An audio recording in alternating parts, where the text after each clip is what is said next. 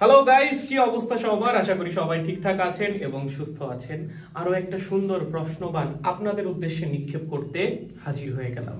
ধারক সম্পর্কে সবারই কম বেশি ধারণা আছে। ধারকে কি হয় বলো? দুইটা প্লেট থাকে এবং দুইটা প্লেটে সমমানের বিপরীত ধর্মী চার্জ থাকা লাগে। এটাই ধারক হওয়ার কন্ডিশন, রাইট? যেমন এই ছবিটার দিকে যদি আমরা একটু তাকাই, এটা একটা গোলাকার পাত ধারক। এখানে দুইটা গোলক আছে, একটা গোলকে +10 কুলম্ব চার্জ আছে আর একটা গোলকে -10 কুলম্ব চার্জ আছে। সো অবশ্যই এটা একটা ধারক, কারণ কন্ডিশন মেইনটেইন করতেছে। দেন এইটার দিকে তাকাও, এটা একটা সমান্তরাল পাত ধারক। এখানে একটা প্লেটে +10 কুলম্ব চার্জ আর একটা প্লেটে সমমানের বিপরীত ধর্মী -10 কুলম্ব চার্জ। এই পর্যন্ত কোনো সমস্যা নাই। বাট একটু 3 নাম্বার ধারকটার দিকে তাকাও।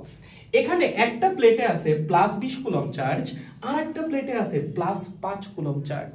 কোয়েশ্চেন হচ্ছে এইটা কি একটা ধারক? উত্তরটা আমি দিয়ে দিই, ইয়েস, এইটা একটা ধারক। কিন্তু কিভাবে? ধারক হওয়ার জন্য তো দুইটা প্লেটে সমমানের বিপরীত ধর্মী চার্জ থাকা লাগবে। তাহলে এই সিস্টেমটা কিভাবে একটা ধারকে পরিণত হইতে পারে সেটাই আপনার চিন্তা করা লাগবে। এগুলো এইচএসসি পরীক্ষায় কোনোদিনও আসবে না, অ্যাডমিশন আসলে আসতে পারে, আই ডোন্ট নো, বাট চিন্তা করতে তো কোনো দোষ নাই।